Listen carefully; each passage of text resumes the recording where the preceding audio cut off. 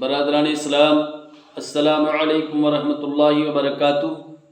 الحمدللہ الذی یبدأ الافلاک والارضین، والصلاة والسلام علی من کان نبیا وآدم بین الماء والطین، وعلی آلہ واصحابہ اجمعین، اما بعد فاعوذ باللہ من الشیطان الرجیم، بسم اللہ الرحمن الرحیم۔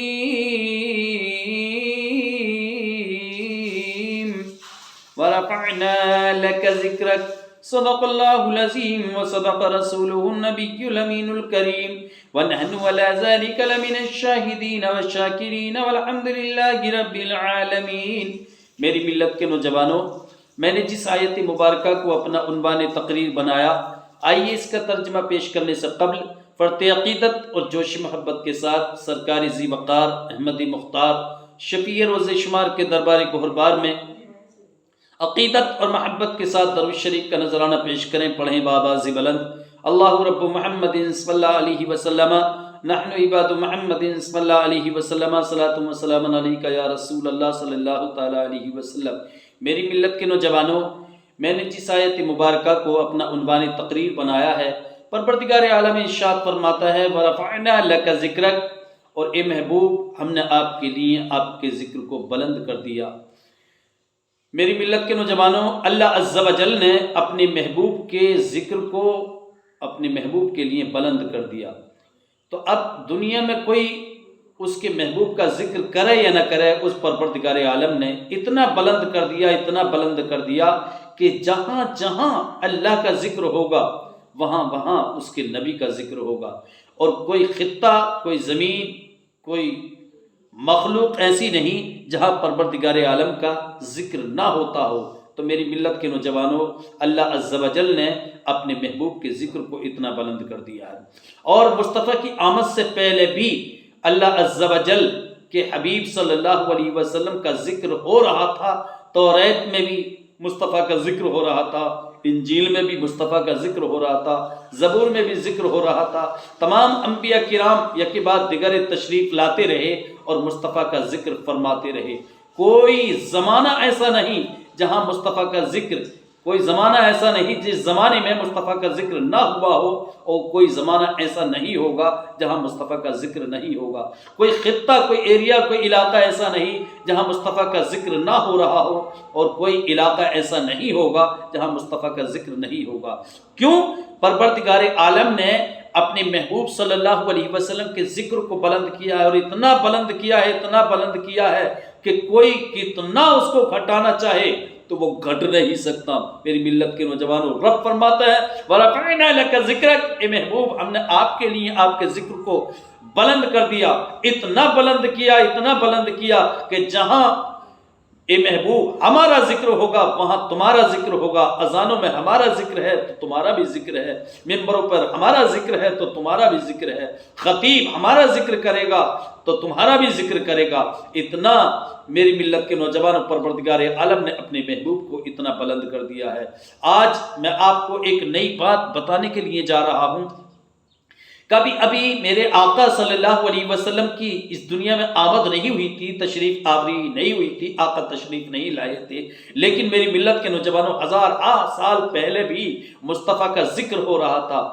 اس وقت جب کہ مدینہ المنورہ کی سرزمین، جو مصطفیٰ کی ہجرت گاہ ہے، جہاں مکہ المکرمہ کی سرزمین سے ہجرت فرما کر مدینہ المنورہ آقا تشریف لے آئے، وہاں مدینہ آباد بھی نہیں ہوا تھا، مدینہ کی آبادی بھی نہیں تھی وہاں پر، اس سرزمین پر، اس روئے زمین پر کوئی شخص نہیں تھا، کوئی انسان نہیں تھا میری ملت کے نوجوانوں، لیکن وہاں کی مٹی مصطفیٰ کا ذکر کر رہی تھی، وہاں کی مٹی غمازی کر رہی تھی کہ یہاں اللہ کے رسول صلی اللہ علیہ وسلم کی آمد ہونے والی ہے۔ میں آج وہی بات آپ کو بتانے والا ہوں کہ مدینہ المنورہ کی سرزمین کی آبادی، مدینہ کیسے آباد ہوا اور وہاں پر آبادی کیسے بڑھی۔ ابھی مصطفیٰ کی آمد وہاں نہیں ہوئی تھی، مصطفیٰ نے ہجرت نہیں فرمائی تھی، اس دنیا میں آقا تشریف نہیں لائے تھے، لیکن مدینہ المنورہ کی سرزمین یہ بتا رہی تھی کہ یہ وہ زمین ہے، یہ وہ خطہ ہے، یہ وہ علاقہ ہے کہ جہاں پر نبی آخر الزمان محمد رسول اللہ صلی اللہ علیہ وسلم مکہ المکرمہ سے ہجرت فرما کر اس سرزمین پر تشریف لائیں گے اور آپ کا آخری مسکن، آپ کا آخری ٹھکانہ یعنی آپ کا روضہ اطہر، آپ کی قبر انور یہیں پر بنے گی۔ میری ملت کے نوجوانوں، یہ سرزمین وہ یہ بتا رہی تھی، تو وہی بات میں آپ کو بتانے کے لیے جا رہا ہوں۔ ایک مرتبہ اور درود شریف کا نذرانہ پیش کریں، پڑھیں میں آواز بلند، اللہ رب محمد صلی اللہ علیہ وسلم نحن عباد محمد صلی اللہ علیہ وسلم صلاۃ و سلام علیک یا رسول اللہ صلی اللہ تعالی علیہ وسلم۔ میری ملت کے نوجوانوں، اللہ کے رسول صلی اللہ علیہ وسلم کی آمد سے لگ بھگ 1000 سال پہلے یمن کے اندر ایک بادشاہ ہوا۔ یمن کا ایک بادشاہ تھا جس کا نام تھا تبع اول حمیری، اس کا نام تھا۔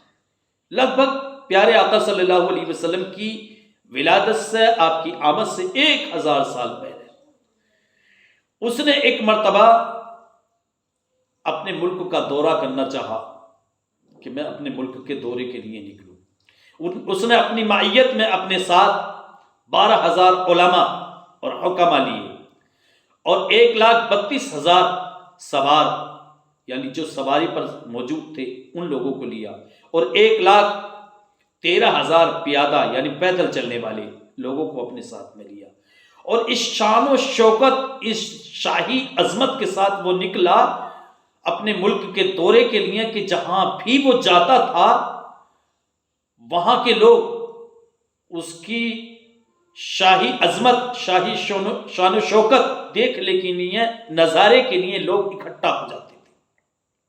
جب وہ دورہ کرتے کرتے اس سرزمین پر پہنچا جس کو مکہ المکرمہ کی سرزمین کہا جاتا ہے، جہاں پر بیت اللہ شریف ہے، جہاں کعبۃ اللہ ہے، جہاں قبلہ ہے، میری ملت کے نوجوان، جب یہاں پر پہنچا، یہاں پر پہنچنے کے بعد اس کے لشکر کو دیکھنے کے لیے، اس کے اتنے بڑے لشکر کو دیکھنے کے لیے جو 1,32,000 سوار تھے اور 1,13,000 پیادہ تھے، پیدل چلنے والے تھے، اور 12,000 علماء اور حکما تھے اس کی مائیت میں، اس شان و شوکت کے ساتھ وہ ملک کے دورے کے لیے نکلا تھا۔ جب مکہ المکرمہ کی سرزمین پر وہ آیا تو وہاں کے لوگ اس کے لشکر کو دیکھنے کے لیے نہیں آئے، تو اس کو یہ بات بہت ناگوار گزری، کھلی۔ تو اس نے اپنے وزیر اعظم سے پوچھا کہ یہ بتائیے، میں جس جگہ بھی گیا وہاں کے لوگ میرے لشکر کو دیکھنے کے لیے، اس کا نظارہ کرنے کے لیے لوگوں کی بھیڑ اکٹھا ہو گئی، بڑی تعداد میں لوگ اکٹھا ہوئے اور میری شان و شوکت دیکھنے کے لیے وہ لوگ آئے، لیکن آخر یہاں مکہ المکرمہ کے لوگ آخر کیوں نہیں آئے؟ وزیر اعظم نے بتایا کہ بادشاہ وقت، تو اول حمیری سے بادشاہ وقت، آپ جانتے ہیں کہ یہ وہ سرزمین ہے جہاں پر ایک اللہ کا گھر ہے جس کو بیت اللہ شریف کہا جاتا ہے، اور بیت اللہ شریف کی زیارت کے لیے دور و نزدیک بڑی بڑی دور سے لوگ آتے ہیں، اور آپ کا جو لشکر ہے اس سے کہیں زیادہ لشکر اس کی زیارت کے لیے آتا ہے، اس سے کہیں زیادہ لوگ اس کی زیارت کے لیے آتے ہیں، اور وہ لوگ جو باہر سے آتے ہیں یہاں کے رہنے والے لوگوں کی خدمت کر کے، ان کو تحفے تحائف دے کر، ان کو نذرانے دے کر، ان کی خدمت کر کے، ان کی سیوا کر کے چلے جاتے ہیں، اور اس کی کعبۃ اللہ کی اتنی عظمت ان کی نظر میں ہوتی ہے کہ اس کی شان و شوکت، اس کی عظمت کو دیکھنے کے لیے وہ یہاں پر تشریف لاتے ہیں۔ تو پھر ان خدام کے یہاں کے رہنے والے لوگوں کی نظر میں آپ کا یہ لشکر کیوں کر آئے گا؟ اور آپ نے تو ان کی کوئی خدمت نہیں کی ہے بلکہ ان سے خدمت کرانا چاہ رہے ہیں، تو آپ اس وجہ سے ہی آپ کے لشکر کو دیکھنے کے لیے یہاں کے لوگ نہیں آئے۔ بادشاہ کو بہت غصہ آیا، وہ طیش میں آ کر اس نے قسم کھائی کہ میں اس گھر کو کھدوا دوں گا اور یہاں کے باشندوں کو مروا ڈالوں گا، قتل کروا دوں گا۔ جب اس نے یہ قسم کھا لی تو میری ملت کے نوجوان، روایت میں آتا ہے کہ کعبۃ اللہ کی طرف جب کسی ظالم نے ٹیڑھی نظر کر کے دیکھا ہے تو پروردگار عالم نے اس کو ایسا مزہ چکھایا ہے کہ قیامت تک کے لیے وہ عبرت بن گیا ہے۔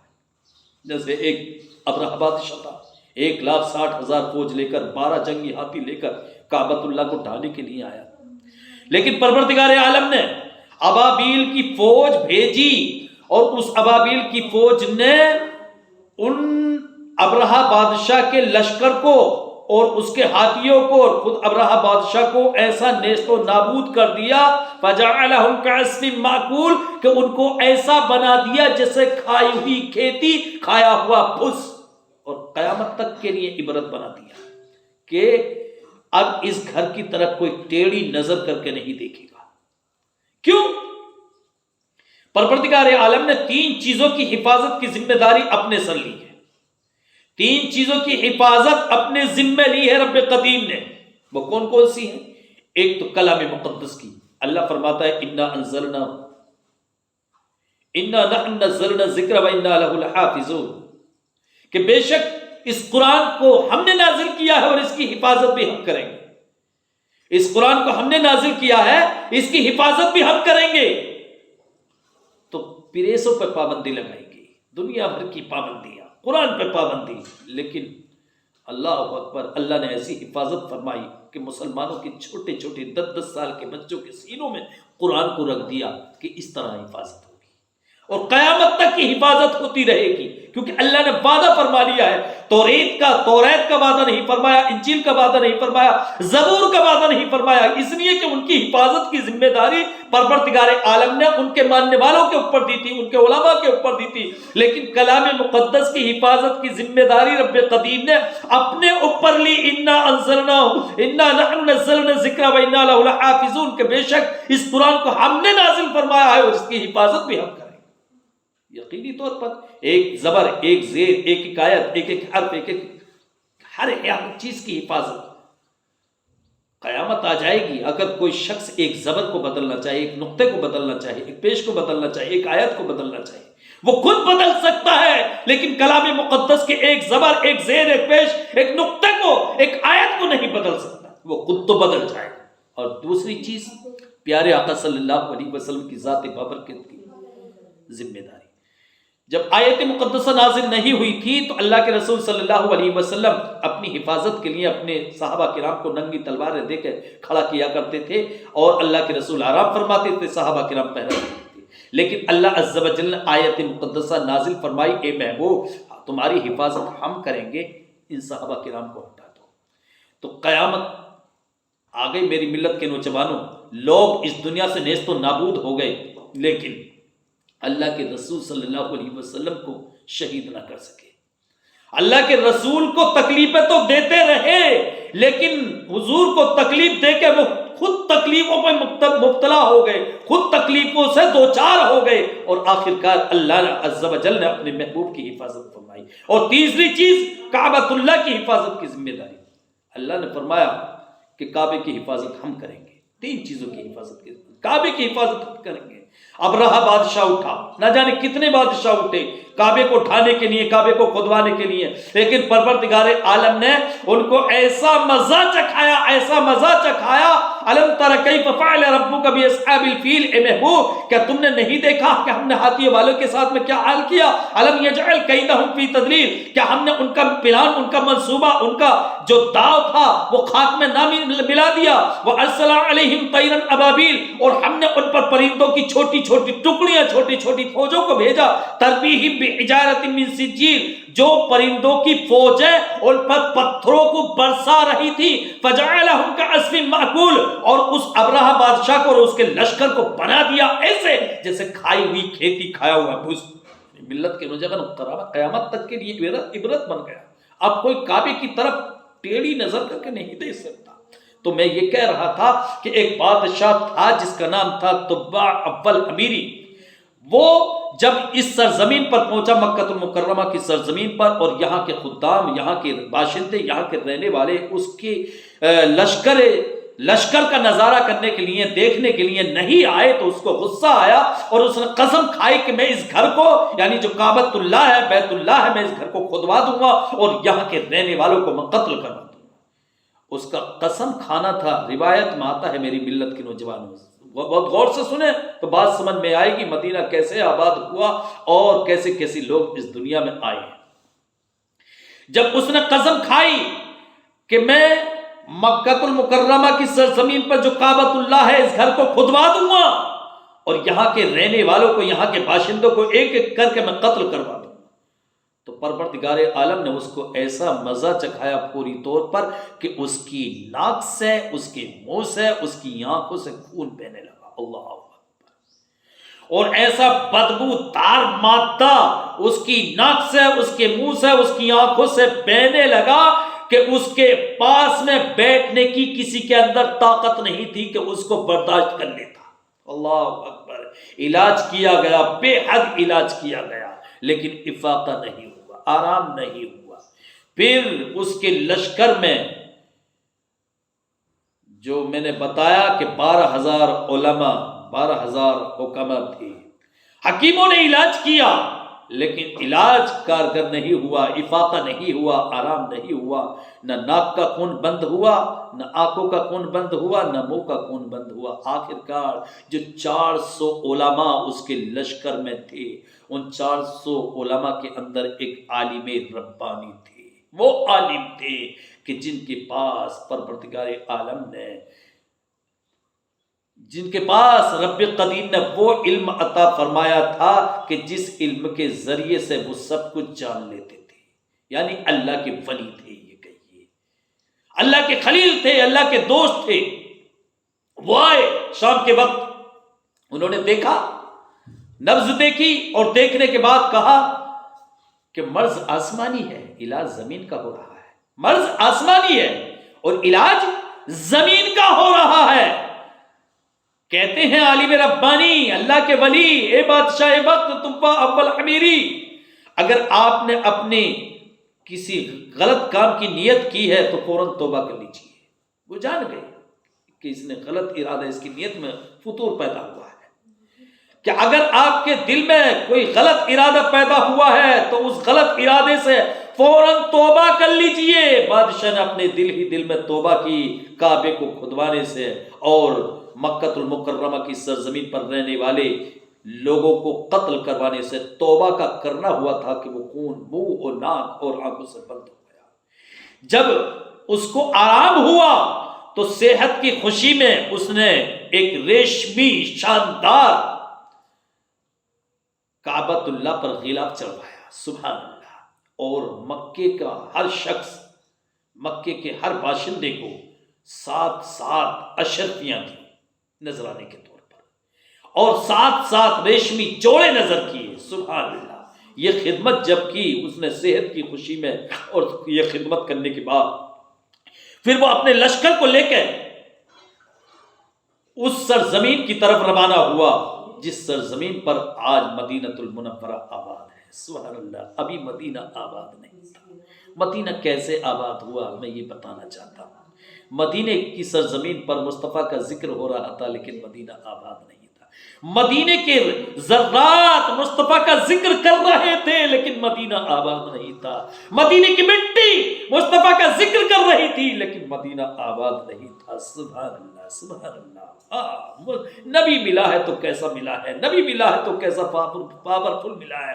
ایسا نبی ملا ہے کہ جس کا ذکر اس کی آمد سے پہلے ہو رہا ہے، جس کا ذکر وہاں ہو رہا ہے جہاں انسان نام کی کوئی چیز نہیں ہے. سبحان اللہ. مدینہ آباد نہیں ہے لیکن مصطفیٰ کے چرچے ہو رہے ہیں. نہ مدینہ آباد نہیں ہے لیکن مدینے کی مٹی مصطفیٰ کا چرچا کر رہی ہے. مدینہ آباد نہیں ہے لیکن مدینے کا ذرہ ذرہ مصطفیٰ کا چرچا کر رہا ہے. ورفعنا لک ذکرک کہ محبوب، ہم نے آپ کے لیے آپ کے ذکر کو بلند کر دیا. کتنا بلند کیا ہے اللہ جانے اور اس کا رسول جانے. میری ملت کے نوجوانوں، آخر کار وہ بادشاہ طباع اول امیری مکہ المکرمہ کی سرزمین سے چل کر مدینہ المنورہ کی سرزمین جہاں آج مدینہ آباد ہے ادھر اس نے اپنا رخ کیا اور دورہ کرتے کرتے وہاں پر پہنچا.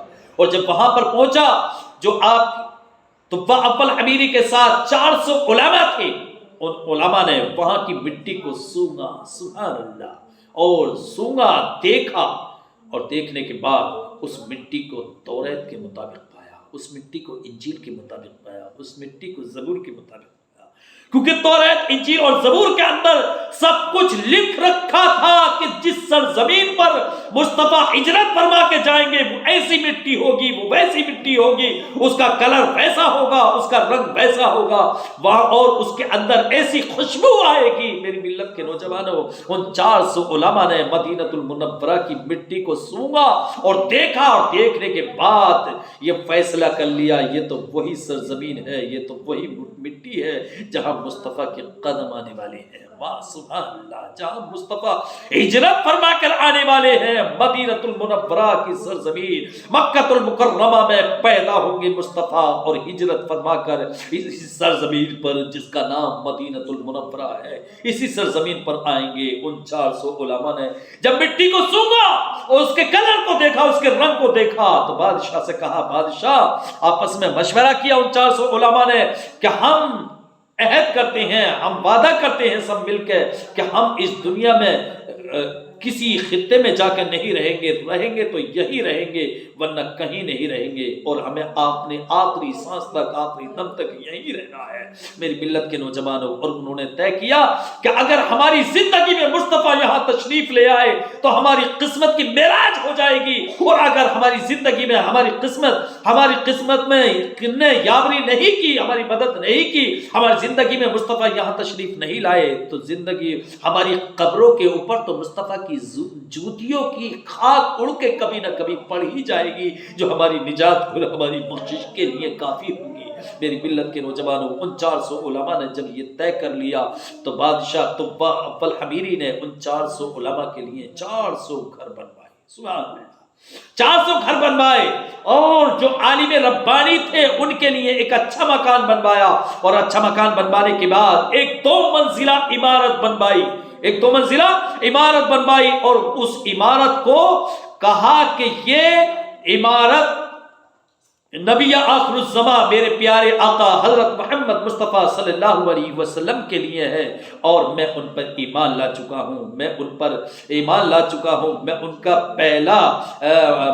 پہلا امتی ہوں۔ میری ملت کے نوجوانوں، اور اس 2 منزلہ عمارت کو بنوا کر اس عالم ربانی کے تحویل میں دیا، اس کے حوالے کیا کہ یہ لو، یہ عمارت، یہ گھر وہ ہے کہ جس پر جب مصطفیٰ جان رحمت صلی اللہ علیہ وسلم مکہ المکرمہ سے ہجرت فرما کر مدینہ المنورہ تشریف لائیں گے تو یہ آپ کی آرام گاہ ہوگی، اسی میں آرام فرمائے۔ میری ملت کے نوجوانوں، اس عالم ربانی کی تحویل میں وہ مکان دے دیا اور یہ کہہ دیا، اور اس کے بعد ایک خط لکھتا ہے وہ بادشاہ طبہ اول حمیری، اور اس میں اس کا مضمون یہ تھا کہ کم ترین مخلوق طبہ اول حمیری کی طرف سے حضور صلی اللہ علیہ وسلم کے نام عرض کرتا ہے، یا رسول اللہ میں آپ پر ایمان لا چکا ہوں اور آپ کا پہلا امتی ہوں۔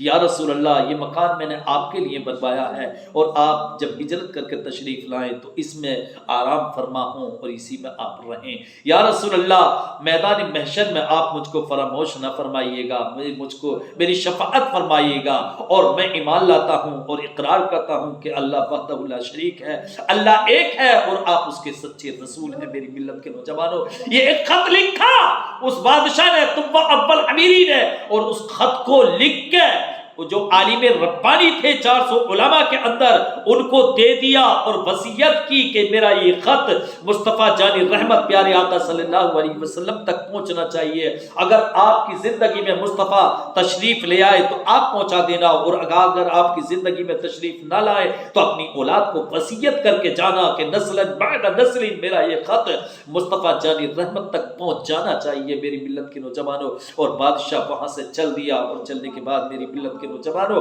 جب بادشاہ وہاں سے چلا گیا، وقت آیا کہ اللہ کے رسول صلی اللہ علیہ وسلم مکہ المکرمہ کی سرزمین پر 1000 سال کا عرصہ گزر گیا۔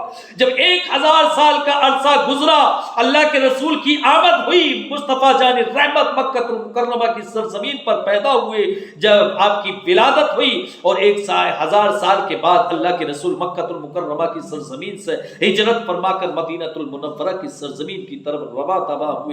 سریات کی گھاٹیوں سے آپ کی اتنی نمودار ہوئی تو مدینہ المنورہ کے لوگ آپ کے استقبال میں اس جوک در جوک تھے، اس خوشی میں تھے کہ کوئی اپنی گلیوں کو صاف کر رہا تھا، کوئی اپنے گھروں کو صاف کر رہا تھا، کوئی کھانا تیار کر رہا تھا، اور کوئی کچھ کر رہا تھا، کوئی کچھ کر رہا تھا، یہاں تک کہ مدینے کا بچہ مصطفیٰ کا استقبال کرنے کے لیے بے قرار تھا، اور ہر شخص یہی چاہتا تھا کہ پیارے آقا صلی اللہ علیہ وسلم ہمارے گھر میں تشریف لے آئے۔ لیکن میری ملت کے نوجوانوں، وہ مکان 2 منزلہ عمارت جو تبا اول امیری نے بنوایا تھا اور اس عالم ربانی کی تحویل میں دیا تھا، اس عالم ربانی کی اولاد میں حضرت ابو ایوب انصاری کی تحویل میں ان کے قبضے میں وہ مکان تھا، اور حضرت ابو ایوب انصاری کی قبضے میں وہ مکان پروردگار عالم نے اس وقت دے رکھا تھا۔ روایت میں آتا ہے کہ اللہ کے رسول صلی اللہ علیہ وسلم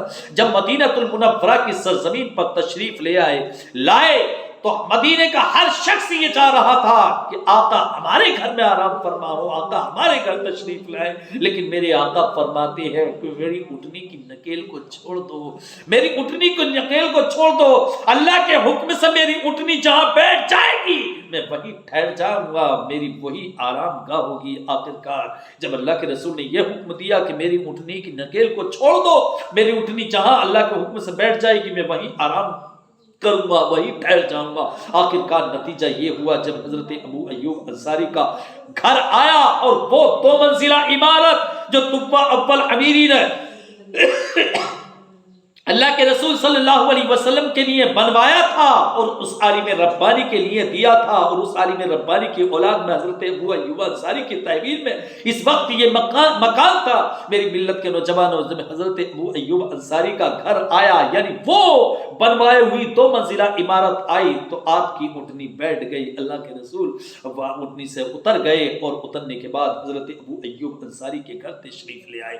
جب آقا اندر تشریف لائے تو لوگوں نے کہا اس وقت وہ خط جو تبا اول امیری نے اس عالم ربانی کو لکھ کے دیا تھا، حضور کے نام جو خط لکھا تھا کہ میں ایمان لا چکا ہوں، میری شفاعت فرمانا، تو حضرت ابو ایوب انصاری نے اپنے غلام خاص ابو لیلہ کی تحویل میں دے رکھا تھا۔ لوگوں نے کہا ابو لیلہ سے، ابو لیلہ حضور تشریف لائے ہیں، جاؤ وہ تبا کا خط حضور کو دے کر کے آؤ۔ ابو لیلہ آیا، حضرت ابو ایوب انصاری کا جو غلام خاص تھا وہ آیا، حضور نے اس غلام کو دیکھا ابو لیلہ کو، اور ارشاد فرماتے ہیں میرے آقا بغیر پوچھے تاچے، کیا تم ابو لیلہ ہو؟ کیا تم ابو لیلہ ہو؟ اور آقا نے فرمایا میں محمد رسول اللہ صلی اللہ علیہ وسلم ہوں، اور میرا وہ خط جو میرے بھائی تبا اول امیری نے تمہاری لکھا تھا اور تمہاری تحویل میں ہے، وہ خط مجھے دو۔